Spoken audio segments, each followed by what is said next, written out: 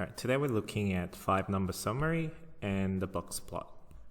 So 5-number summary is when we have set of data, so with a bunch of numbers, we use the 5-number summary to analyze data. It gives us a lot of information, and we can use the 5-number summary to construct a box plot as well. So in a 5-number summary, the things you need to include are minimum and maximum, and Q1, Q3, and the median. And sometimes median is written as Q2 as well. So in a box plot, you'll have your minimum at the very end here. I should use a highlighter. And then you have your Q1 number here. And between the minimum and the Q1, you have this little line called whisker. And then between Q1, median, and Q3, they're all in a box. That's the main part of your box. And then your maximum at the end, and connecting Q3 and the maximum is another line. And what's good about the box plot, it tells us a lot, not only the 5-number summary, but also the IQR quite easily, because IQR is just Q3 minus Q1.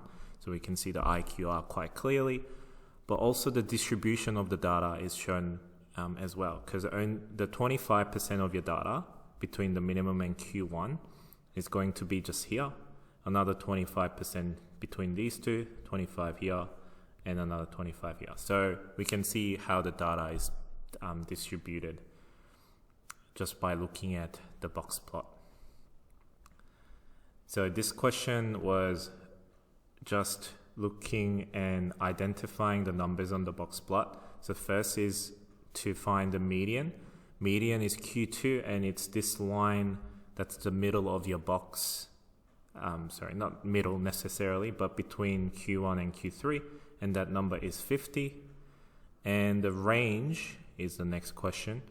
Range, we're looking at the maximum minus the minimum. As you can see, the maximum's over here at 90, minimum's at 20, so the range is going to be 90 minus 20. And also the IQR is just Q3, which is at 80, minus Q1, which is 40, so the IQR is 40. So now you can see how the box plot is really useful to do those things, to identify those things very quickly and visually.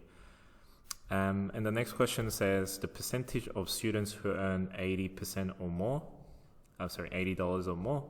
So we know $80 is here, and that's our Q3. So anything that's higher, so between Q3 and the maximum, that represents 25% of the data. So in terms of percentage, we know 25% of the data is earning more than $80. And the bottom 25%, we know is between Q1 and the minimum.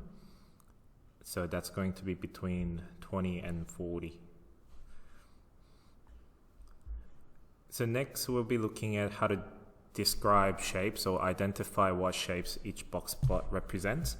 So if you have a box plot that looks almost symmetric or exactly symmetric, so we have same amount of distance between the median and Q1 and Q3, and same amount of distance between Q1 and the minimum and Q3 and the maximum.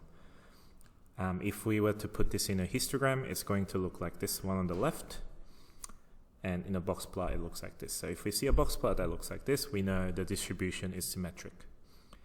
We can obviously have a negatively skewed histogram. We've seen this before, so that's when it goes up towards the end. In a box plot, that's going to look like this. So we have a lot at the start and then a lot less towards the end, and it's less because a lot of data is packed in that small amount of space. So this space and this space represents the same amount. Like this is 50% of the data, and this is 50% of the data. So for this one, median was somewhere around here. I think it was here. And you can see the last bit is all squished together, which you can see in the box plot like this. So when you see a box plot like this, that you know it's a negatively skewed distribution. And obviously the other way is the positively skewed distribution, so a lot packed in at the start and sort of stretched out towards the end. So, histogram, it looks like that. So this example was just to match up each of the box plots. So I always like to start with the symmetric one. Actually, that's not as symmetric as this one. So this one is the most symmetric, C. So that's going to be this one, the most symmetric box plot. This one, where it's not as symmetric, is not as skewed as this one or this one, but it is going to be this one. And the other two are pretty straightforward. Like A is negatively skewed, so it's going to look like this. So there's a lot packed towards the end, like this one's a lot packed towards the end, and a lot packed towards the start is going to be this one. Next thing we're looking at is outliers. We know from last year how to find the upper and lower boundaries for outliers. So anything that goes below the lower or higher than the upper is an outlier. And the way to find it is written here in front of you. And this obviously is very important. You'll be asked to find outliers all the time. So you need to use these calculations to find the outlier. So if we're drawing a box plot and we want to show an outlier, if we're doing it by hand, we often do it with an X. That'll be the way to go. But on the CAS, it will show you as a dot. So you just need to know what each of these represent. All right, so looking at this example here, we have a whole bunch of data, and we're asked to do it without using a CAS. So it's a little bit more annoying. Very rarely you'll be asked to do something without a CAS. But this is just to help you build up the skill of knowing what to do. So first would be to find the median, the position of the median. And in this case, because there's 25, you do 25 plus 1 divided by 2, and that's 13. So you find the 13th number. So I'll go, count up, and then you end up here, I think.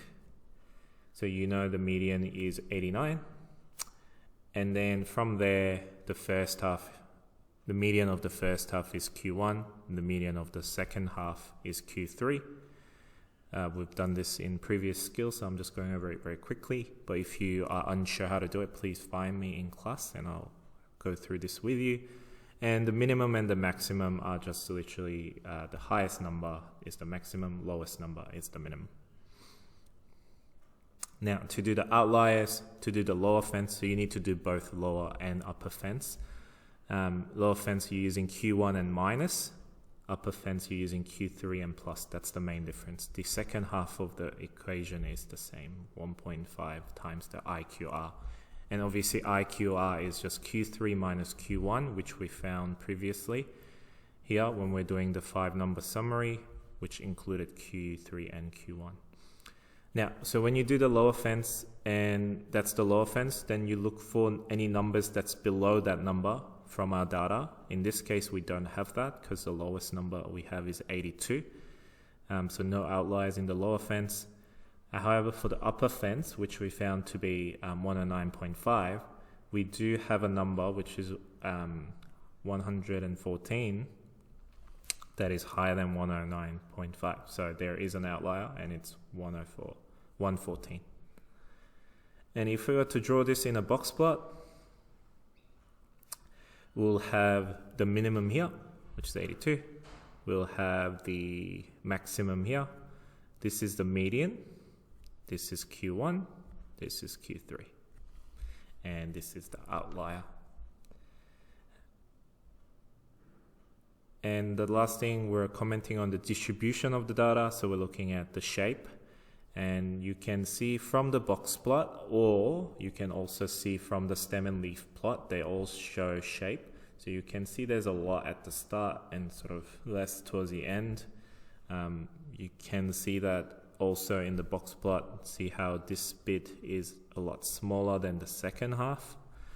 So there's a lot packed at the start. So it is positively skewed and it does have an outlier. So positively skewed, and you need to mention the outlier and where the outlier is. And obviously your CAS can do the same for you. The steps here aren't very hard, so I might not show you how to do that to save some time. So basically you're putting in the data and you're going into the new page where you can graph things, and you just choose box plot. So it's the same as doing an histogram, but instead of choosing an histogram, you choose a box plot. So when we're asked to describe a box plot, we need to comment on these three things. First is shape, we just done that, and you need to include outliers if there's any. And you need to describe the center, which will be the median, and the spread, which we'll use IQR. So for example, for this question, if we're asked to describe the distribution in terms of shape, center, and spread, we need to mention those three things. So the shape would be either symmetric or positively or negatively skewed. So for this one, you can see there's a lot more packed at the start. There's more spread out second half, so it is positively skewed.